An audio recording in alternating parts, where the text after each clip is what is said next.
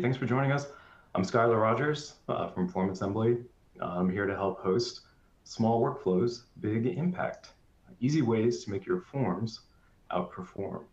Um, this is a topic kind of near and dear to my heart. I've just joined FormAssembly semi-recently. And kind of a quick history lesson, FormAssembly's been around for almost 20 years now. And it started out, as you can imagine, as a kind of a forms first, web form builder. But in recent years, as the product evolved, workflows came into the mix. So it's something we talk about all the time, and it's something I've seen kind of really transform stuff for teams. So we're about to get more into what workflows do and see some great demos today. But this is again a topic sort of near and dear to my heart and the training team's heart.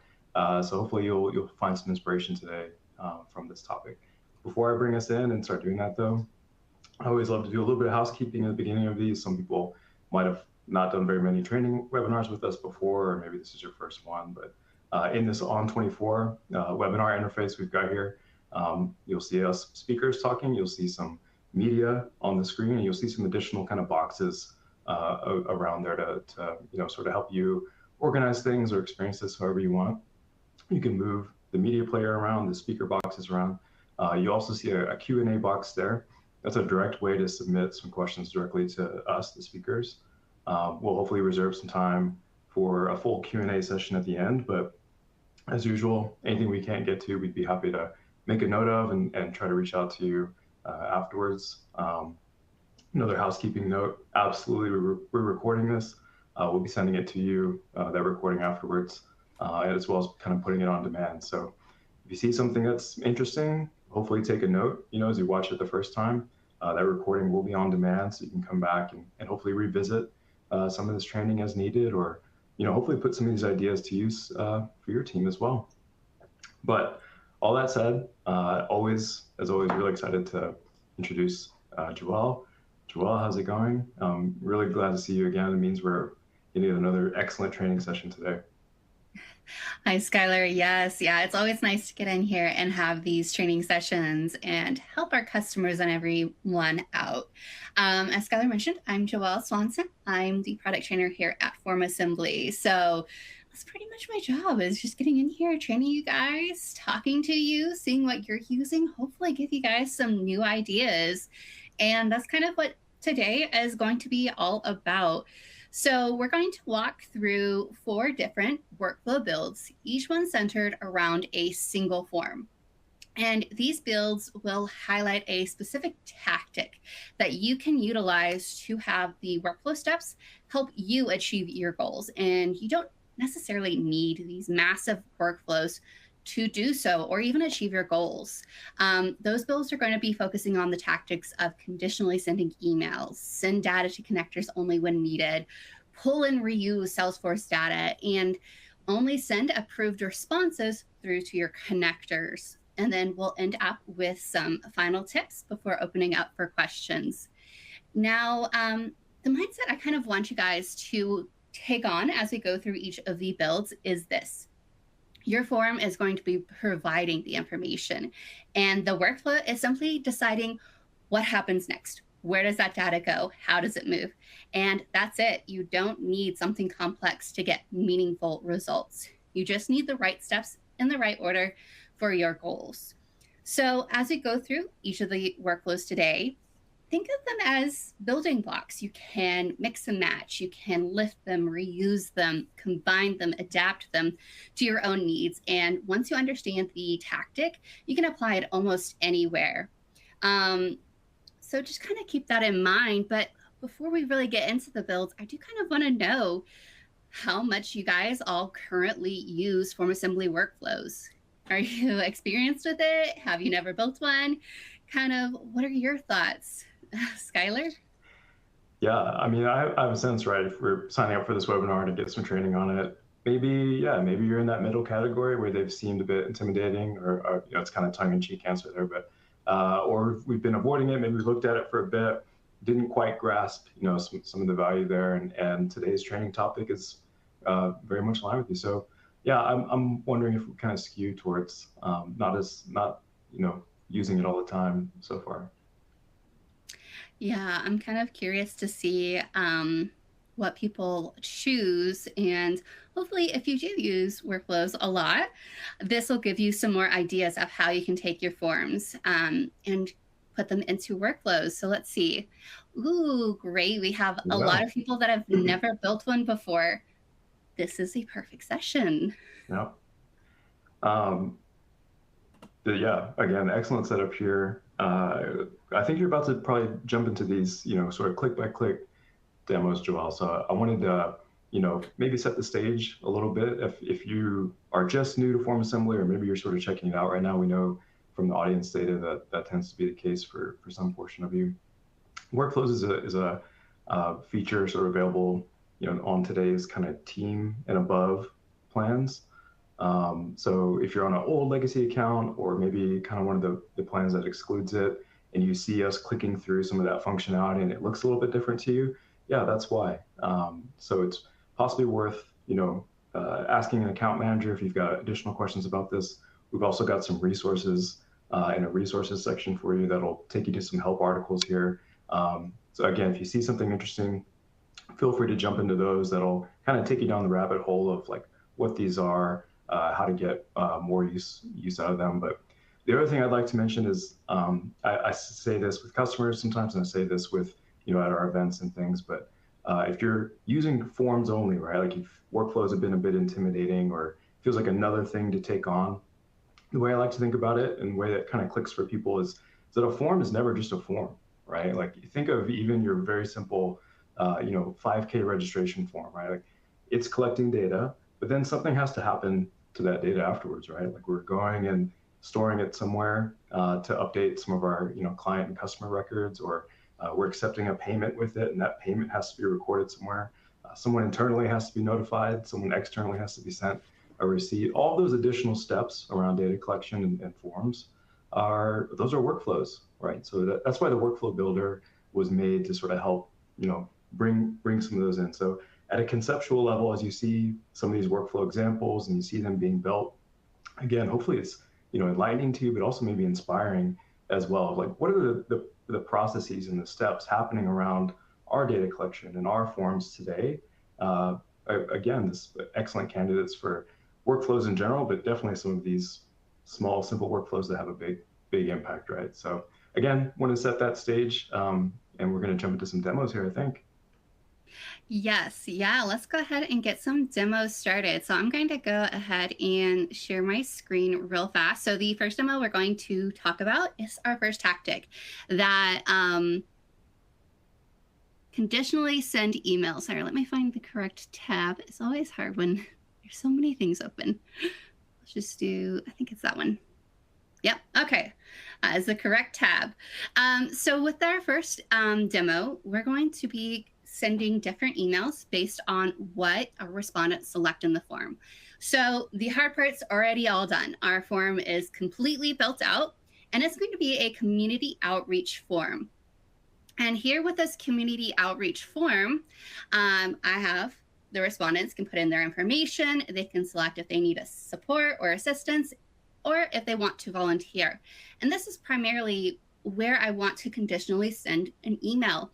Is if they want that assistance, I want to send it to my program coordinator so that they can know, hey, these respondents need that help. Or if they just want to volunteer, I want to send that to my volunteer coordinator so they can start working with that respondent and getting them integrated into the volunteer process.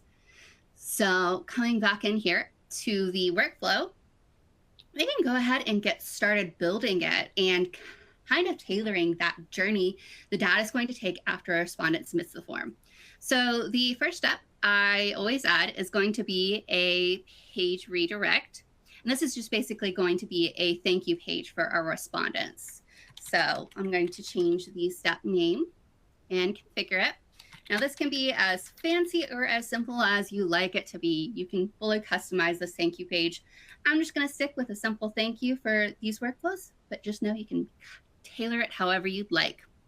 Then the next step is going to be where we are going to have that ability to send those two separate emails and have that full control. So we'll add a conditional step here.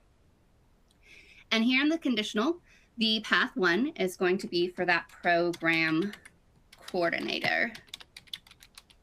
And for the source field, I'm going to select that how would you like to get involved field from my form, and the value I need assistance or support. Now, every time anyone goes down that path, they'll go to the program coordinator. Then I'll go ahead and add a second path, and this one will be the volunteer coordinator. And again, I'm going to select that same field. How would you like to get involved? And this one is going to be equals to I want to volunteer. Now I can come through and edit the no conditions met if I'd like to or not, but I don't necessarily need to because the field that I'm using is going to be a required field in my form. So my respondents are always going to go to one of these two pathways. So then coming down here to the program coordinator pathway, we're going to add in an email step. And this is where I can really customize that email that gets sent to the program coordinator. So to keep things easy to read and know, I'm just going to adjust this to program coordinator again and come in here to configure. Let's say our program coordinator is this email.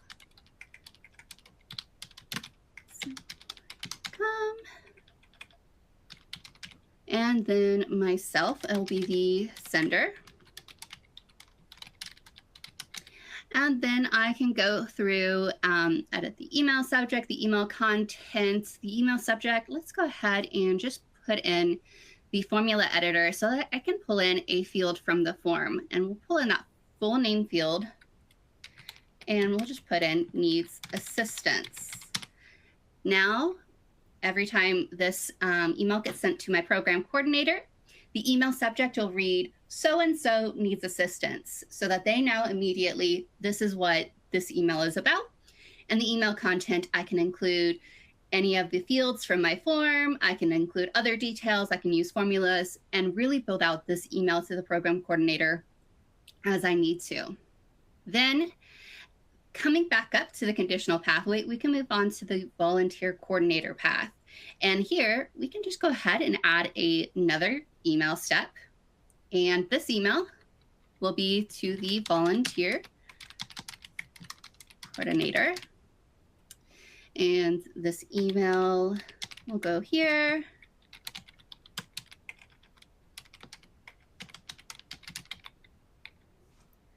And the sender will again be me. And going down, and we can continue on with filling out the rest of this. We can, again, if we would like to, use that formula editor to pull in fields from the form. We can edit the email content and really send these two separate emails, if I zoom out, from this one form. And it's just a way to ensure that the right message gets to the right person every time when this response is submitted. And I also want to be clear, like, this doesn't have to be this exact scenario. Anytime you need to use different emails based on someone's choices or status or something in the form or different things from the workflow, prior steps, this same setup will work. So it's really flexible pattern and tactic that you can reuse across a lot of different workflows. And then final step, never forget to save. I've done that on more than one occasion. But let's go ahead and move on to our second tactic. So our second tactic is going to be sending data to your connectors only when you need to. And so again, with this one, the hard part's already done. The form is pre-built out. Everything I need to collect from my respondents is here. We're just focusing in on getting that workflow built, getting that process and how that data is moving through. So we can go ahead and edit the form so we can kind of see what we're collecting from our respondents. So our respondents, we have the employee information here. We have their performance review, their goals review, all of these kind of details that HR needs for the self-evaluation. The important thing that we're going to focus on for our tactic is going to be this anonymous feedback checkbox and this feedback and additional comments section. So with this workflow, I want to allow my respondents, my employees, to have that option to submit the anonymous feedback. And it can be truly anonymous, and they can feel free to put in what they would like to hear. And when we do this, we can then come back into the workflow and build out the workflow with that idea in mind, that I want to send that anonymous feedback to a Google Sheets connector. So let's get started building the workflow. So we'll go ahead and add another redirect step. We're just going to do thank you page and just say your evaluation was successfully submitted. There we go. So that thank you page is ready to go. Then to our HR, I know that all of the data from this evaluation needs to go into HubSpot. So I'm going to go ahead and add the HubSpot connector. I don't necessarily need to use it right this second or configure it fully, but we'll get it added in and then authorized. And then later, I can always circle back and fill out these actions to send all of that response data from this evaluation over to HubSpot. Then the connector that we're really going to focus in on only sending that data when it's needed is going to be the Google Sheets connector. So I'll add that Google Sheets connector, go ahead and authorize it, come into the configuration. And remember, there was that checkbox that if they mark it, they can submit anonymous feedback. I'm going to base this connector running on that checkbox. So how I do that is adding a precondition. Then I can select the form field for that anonymous feedback. It's almost at the end, which it's that field right there, equals that I would like to submit checkbox. So then now this action, this connector will only ever run when that checkbox is marked in the form. Then continuing on with the connector setup, here in the parameters, the destination spreadsheet is going to be this anonymous employee feedback sheet. The destination tab, I can enter in a custom name. I can enter in an existing one. I'm fine with it just going to sheet 1. So I'm just going to leave that blank. And then coming down here to the mapping, I don't have to map everything. I can choose to just map those feedback and the comment fields to my Google Sheet. Then this way, those are the only things that are getting sent to. So anyone that accesses this sheet, they will never see anything more than just those comments. So it can really, truly be anonymous. If your HR needs to share this with like a C-suite team or someone else, you can really customize that. And again, like I am using this tactic for a anonymous thing, but this really will work for allowing you to control exactly what flows into your external systems for anything.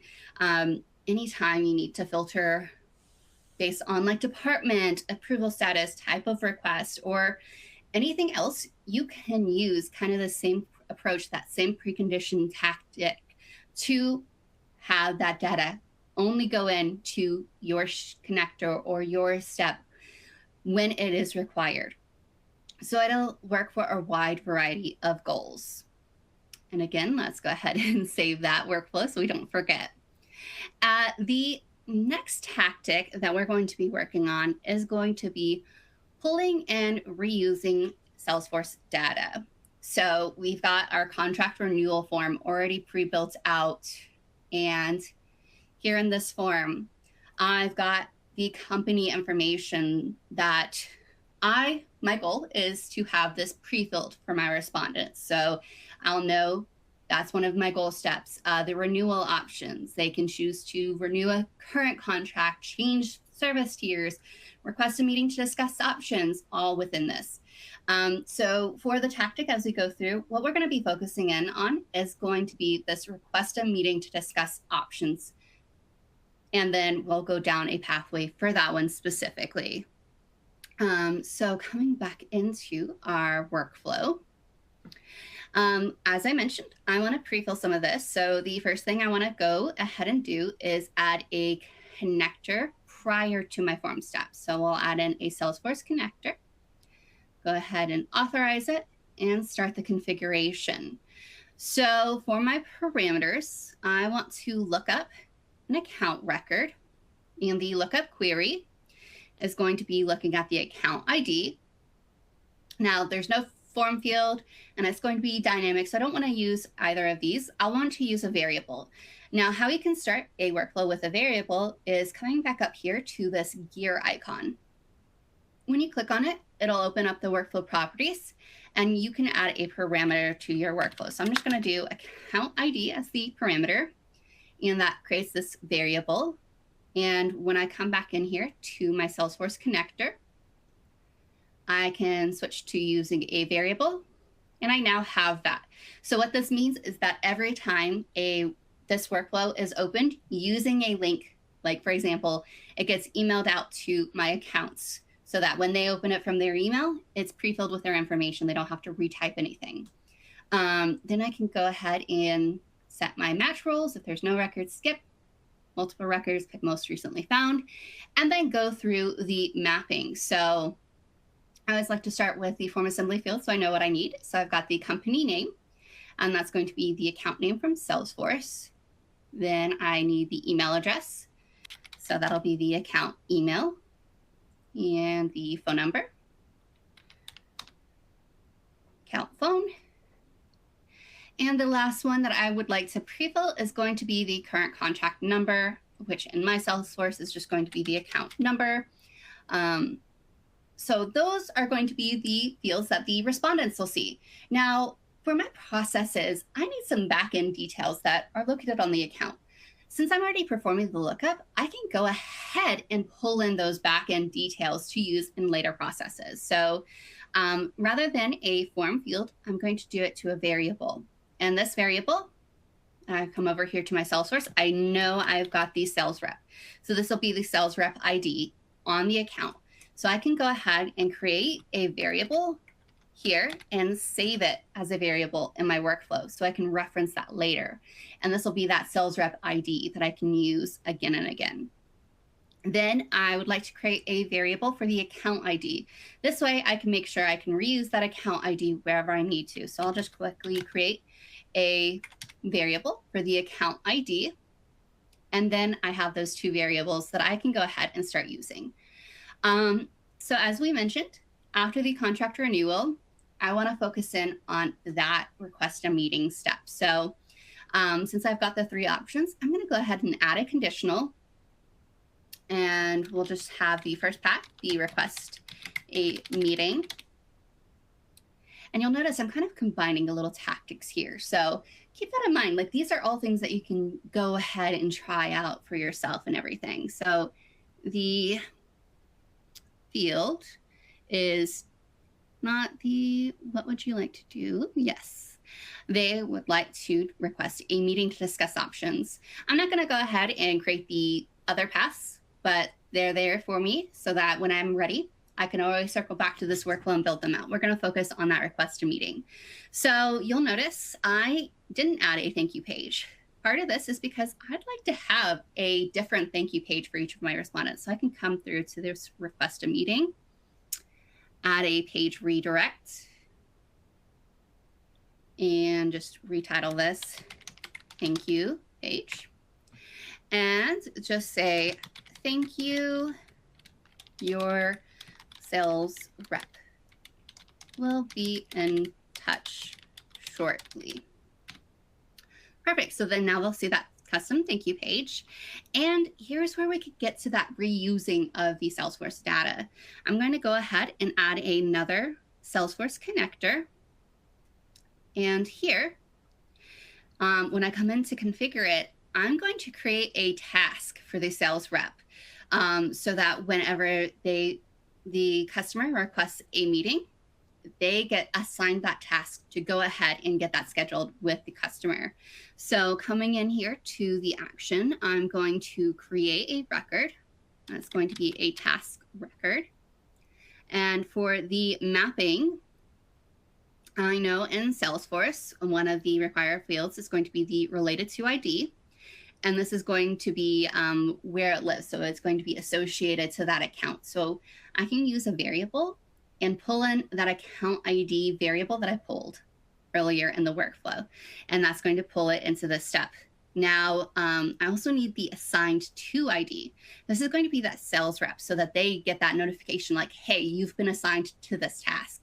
So I can use that sales rep ID that was pulled up earlier. And then going through and just finishing out the task, I need the subject. That subject is just going to tell the sales rep what they're doing. And I can again come in here, click the formula editor, and pull in the company name. Wants to set up a meeting. That way it's very clear for the sales rep. And that is it. If I need anything else for this task, I can go through and add that here. But this is just one tactic of being able to bring in that data from other systems and use it to create other things, guide other connector steps through later steps in your workflow. And this doesn't necessarily have to be contract renewals like what I'm doing here. Maybe you want to look up student info, membership details, account status, past donations, whatever your workflow needs. This tactic gives you a way to reference that existing data within your workflow. And then before I forget, go ahead and save that workflow. And our last tactic is going to be sending data to only approved data through to your connectors. So this last form all built out, and it's going to be a special project program application. The idea here is that every single submission to this form needs to be reviewed and approved by someone before anything else happens. Because we don't want that data to clutter up our Salesforce, clutter up our CRMs, any of that. We want to make sure it's getting eyes on it every time before it goes through. So with this form, we've got just a standard application, details, project, all of that our respondents can put in. The true magic is going to be here in the workflow. So we've got our form. I'm going to add in, again, that page redirect step and configure it. Oh, let me adjust the description. Page. And just put in just a simple thank you. And then the next step is going to be that approval step.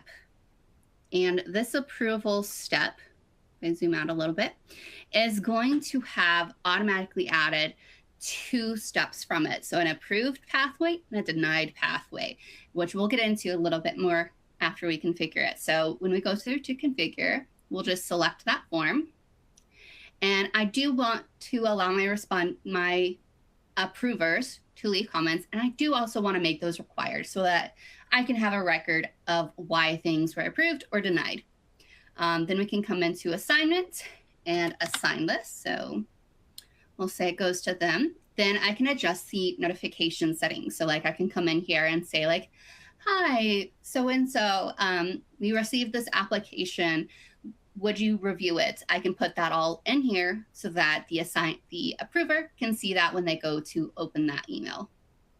Then we can go through the approved and denied pathways. So here in the approved pathways, I want to go ahead and add that Salesforce connector because, hey, it was approved. It's ready to move on to the next step, which is going into Salesforce. So I can go through and just get started with that configuration, setting all of those actions up to send that data over to Salesforce. But you know what? Unfortunately, some do have to get denied.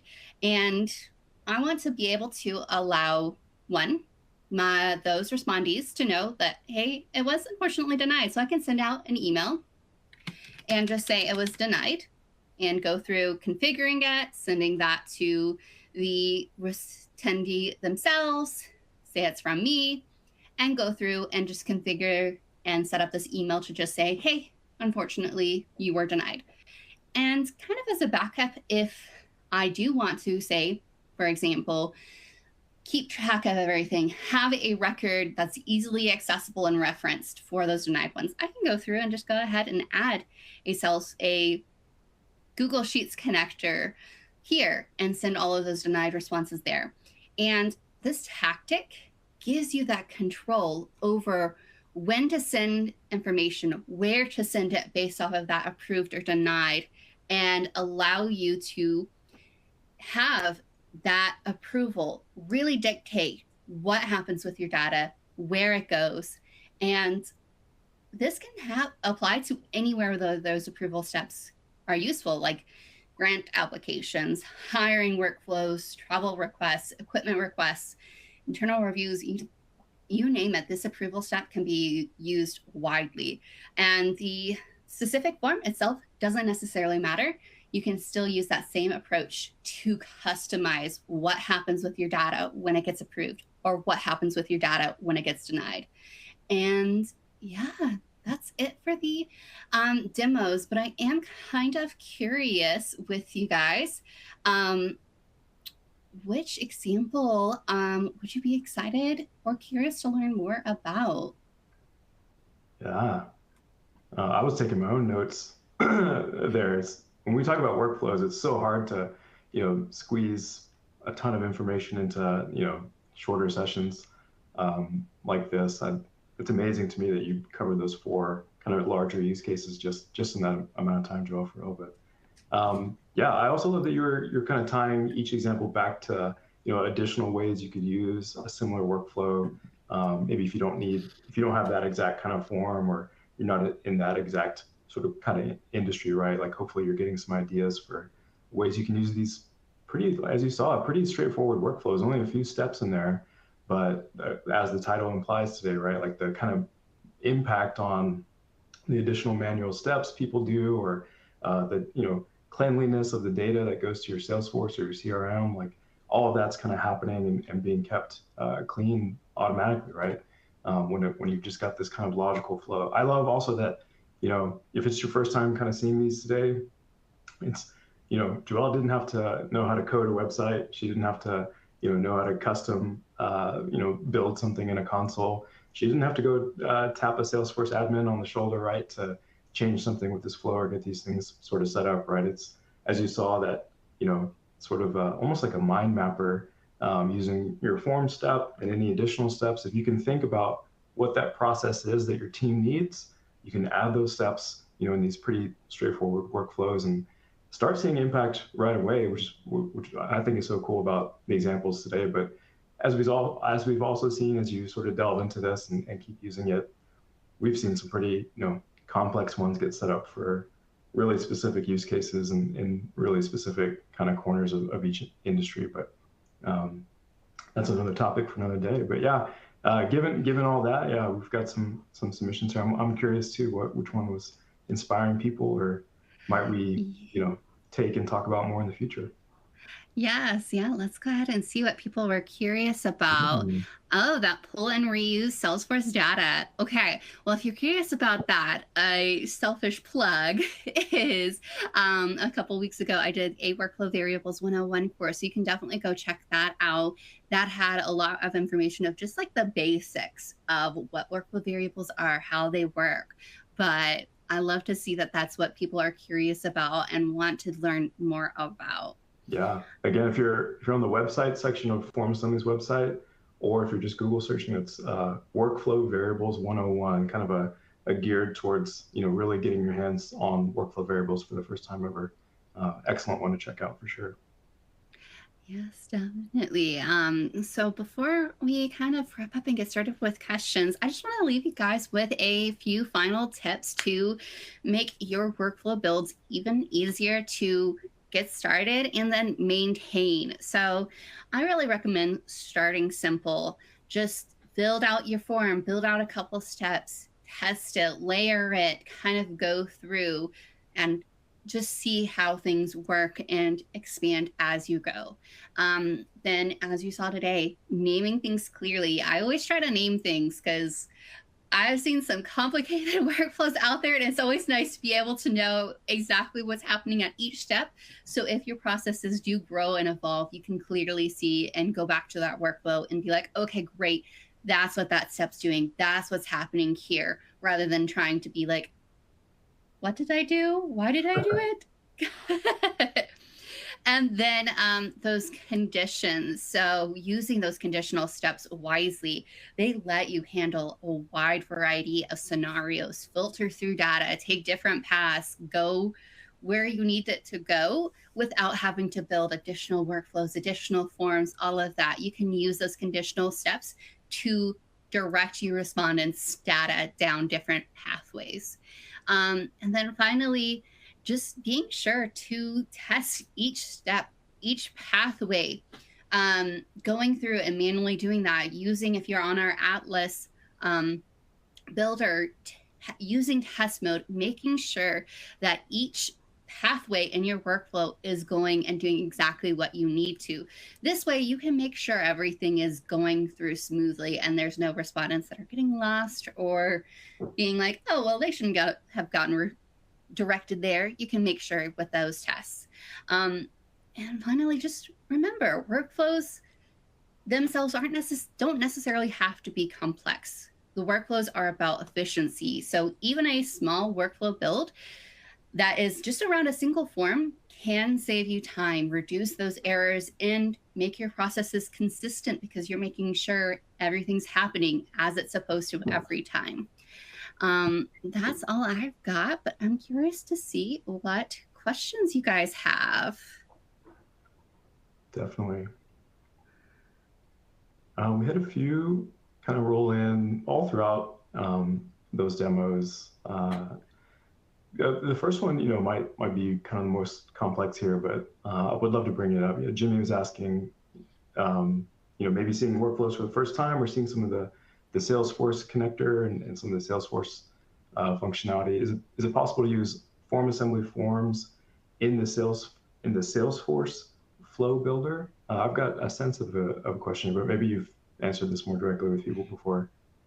Yes, I have. So the form itself wouldn't be directly in the Salesforce flow, but we saw several Salesforce connectors today. So if you have a Salesforce flow, say around like those tasks that we saw, you can have your FormAssembly form or workflow, the connectors updating that task, updating that record, and then your flow is say, hey, this record was updated or created, and then use that to kick off your Salesforce flow.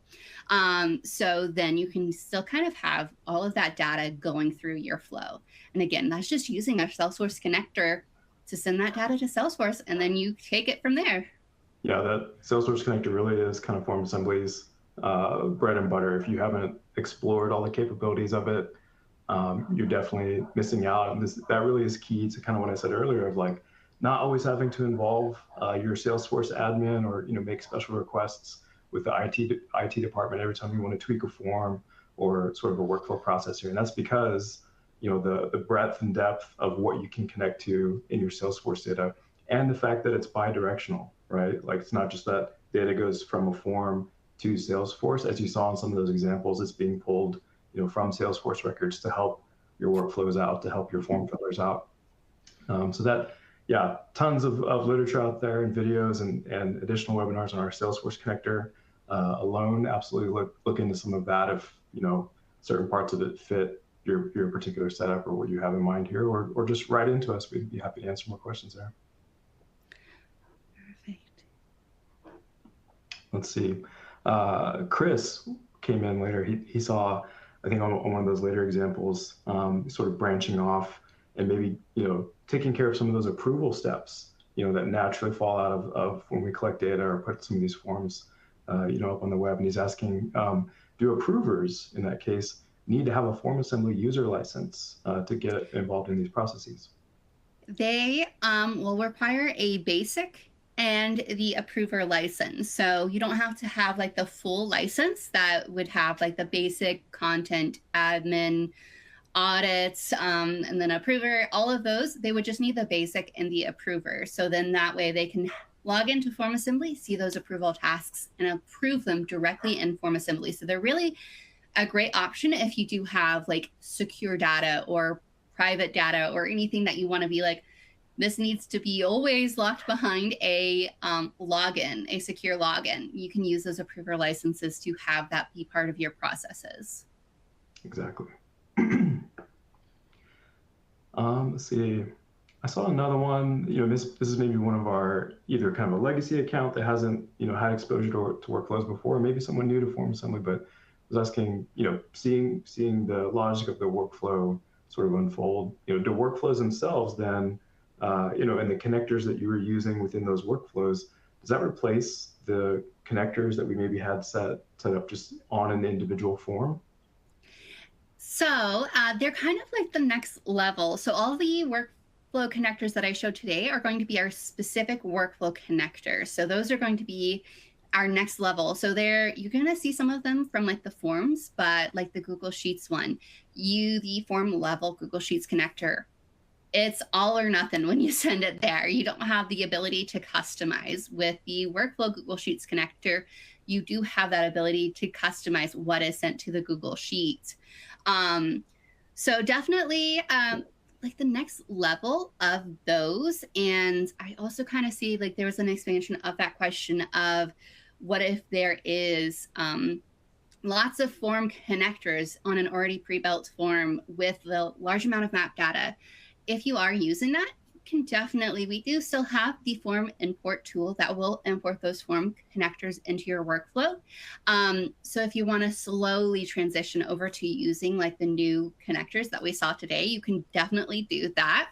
But one thing I really love about the new workflow connectors is it's just such an easier UI to follow with those actions, and you don't have to worry about as many formulas with them. You can really kind of be very direct with what is happening and saying this happens then, rather than having to write a formula to say that.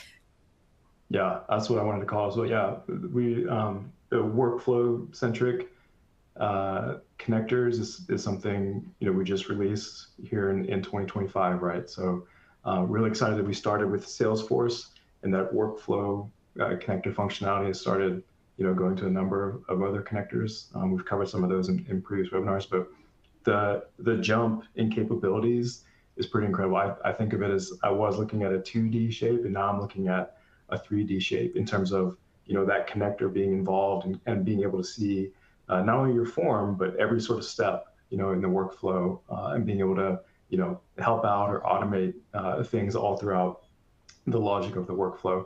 But also just some of those legacy form level connectors were developed pre 2025, right? So a while back. So some of those setups are maybe relying on different workarounds, or like you mentioned, more involved sort of code feeling setups to operate properly. And that's something you could not only dramatically simplify, but easily sort of expand on if you were to pull it into like a workflow connector. Again, that's from my sort of first blush, seeing those connectors get launched this year and some of the transformations I've seen it do for accounts. Hopefully I'm not overstating it.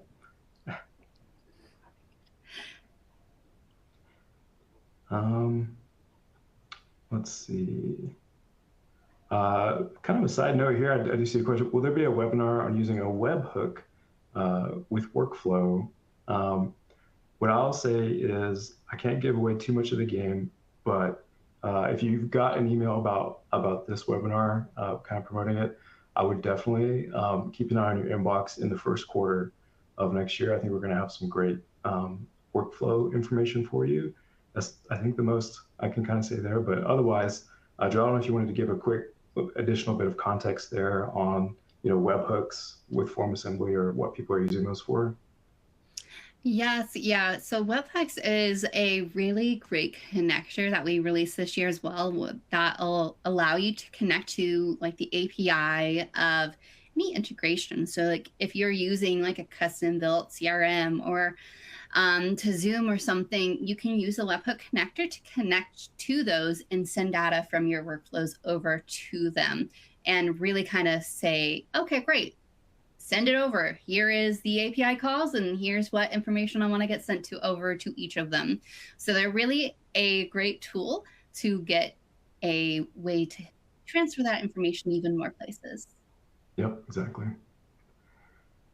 Here's a question that might be more on the form level, but possibly workflows are involved as well. But Michelle was asking us, is it possible to use a user response kind of earlier in a form, maybe on one question at the beginning, and then they want to display that answer in a text box or bring it down to a later answer, later on, either in this individual form or maybe later in the process.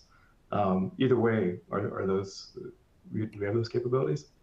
Yeah, so it'll kind of depend on the exact use case, but you could, if it's on like the form itself, you could use like a calculated field, and that calculated field could be like, hey, look at form field 1. Then the calculation can be in form field 2, and it could be pulling in that information to form field 2. If you want in workflow, it allows those respondents to edit it. So like you could say, okay, form 1, it can be like page 1. Like that's also another thing that I love about workflow is you can split up pages between different forms. So like you can have page 1, workflow 1, and it'll have that field A. And then your respondent clicks next page, and the workflow goes to page 2, really form 2. And in there, field C can look and be pre-filled by form A, field A, and it can be like, okay, great, this is pre-filled in. Your respondents can interact with it. They can adjust it. They can change it. And so that's kind of a really great thing that I love about the workflow is that you have that form-to-form pre-fill that can pull data from prior forms to use in later forms. Yep. There really is some magic you can do, I think. And not only makes the work, the form fill experience a lot better for the people kind of showing up on these forms, which as we know is crucial for people if you don't want them kind of bouncing off or getting confused or, just getting frustrated or running out of time as they fill things in over and over. Those pre-fill capabilities, excellent. I would definitely, like I keep mentioning it in the resources you see here, there's sort of an intro or a high level entry point to building workflows there. But if you're on that article because you got a little more interested in workflows today, that's great. But you also see that search box there. Feel free to search up anything about kind of our pre-fill capabilities, form pre-fill, workflow pre-fill, and jump into kind of similar related articles to find some helpful, step-by-step instructions there. Joel, there's one more. I don't know if I was parsing it out correctly, but Sarah got to us and seeing some of those latter demos there. She likes being able to refer, in an outgoing email, in a task or contact that she created in Salesforce via connector step. She's doing that in forms, but in a workflow, it seems like you would need to refer to the step if you want to pull data from a previous step. So I guess maybe she's kind of doing this on a form level with the Salesforce connector to date.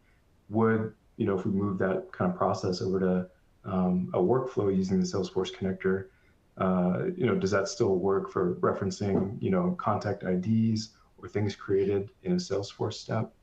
Yes, absolutely. So in the Salesforce workflow connector that we saw today, I didn't open it up, but there was a section called return variables for each action. So you can open that up, and that'll allow you to actually create a variable for the ID or the direct URL for that record. So like say if you are trying to send like those task URLs to like other people in an email, you can return that direct Salesforce link for that task record as a return variable in the action. Save it to a variable, say like task URL or something like that. Then you can reference it later in the workflow as that task URL and use that to do what you need to do with that variable. But definitely that is how you'd be able to use and call upon those IDs or URLs later. Yeah. Another shout out to your Workflow Variables 101. I think we referenced and you did do a bit of a demonstration of creating some of those custom variables within the workflow and then constantly, being able to constantly reference that created variable that way. So a great one to pull back out and see another, excellent drill training session, or, zero in on the click by click on that particular section. But workflow variables 101 did touch on that. And then the last thing I want to highlight before we move on, because I see we're starting to run out of time, Sarah also asked test mode, and that's just like our new version of FormAssembly. We have released our FormAssembly Atlas platform, and that'll allow you to use our seamless builder, which is the workflow and form builder, all built into one, and allow you to have the option to use test mode, where you can use our magic fill, have that fill out the workflow response, that form, and go through the cells, the pathways in your workflow. If you're curious about that, I definitely, when we move on, recommend checking out that resource so that you can get in touch with any of your AM sales reps and things like that. Exactly. And yeah, if you do, open that demo of FormAssembly Atlas, yeah, you'll sort of immediately get kind of pulled into that workflow first version of the FormAssembly, platform, and yeah, be able to kind of try it yourself with an example workflow, or maybe a workflow in a form that you whip up pretty quick with Faye, the FormAssembly AI assistant that sits in there as well now, and then be able to try out that test mode, see if that's something that you like. As Joel mentioned, we've got one last kind of before you go here. Always love to give a shout out to that help section. We have a team, studiously kind of updating those help articles all the time. Every time we kind of change some functionality or launch something new, again, any kind of topic you have in mind, think of those keywords, enter it in that help section. You'll get, kind of a start to finish guide to using workflows for yourself, or you can zero in on a very specific article and get those, kind of image by image and click by click instructions for what this thing can help you with, some examples, or just, again, how to set it up in the builder yourself. Also, a week from today, we're going to be doing a kind of a year in review webinar. If you heard us mention a number of things that sort of we launched recently, this is a great sort of look back at the recent launches that FormAssembly's done. Maybe things to keep track of for yourself, of how you can set yourself up for success in 2026. It's not just a listing of features, right? We're going to be kind of showing you some of the capabilities of the things that came out recently, but also some demonstrations of how you could use them to help out your team. So that's going to be that year in review webinar coming up. Feel free to register for that. The link is right there. Otherwise, that's what I had for kind of parting remarks. I don't know if you had anything else, Joelle. No, I think that's it. I just always want to say thank you, everyone, for coming out. Thank you for your questions. It's always great to see how our customers are using everything, the things that they're trying to do, the things that they're looking for as well, and what we can do to help you guys out. I always appreciate it. I'll say it one more time. A form is never just a form, right? So if you saw some things today that inspired you, awesome. I hope you revisit, this recording and take some of that training. But if nothing else, challenge yourself and your team, right? Like, we've got a form set up. Maybe that was the hard part. But what are the additional processes happening around that data? What do we always have to do every time someone requests a campus visit on that form, or someone indicates that they want to make a donation, to our nonprofit or to volunteer? Who additionally has to be contacted? What are the additional steps your team's doing? That's a workflow. So if this was an intro to workflow, I hope it was great. But if it's been a while since you've been in there, again, even with small workflows, you can have a big impact, bringing it back to the top there. But again, thank you all so much for listening. We're so happy to be able to put these on. Really appreciate it, everybody. Yeah, thank you so much. All right.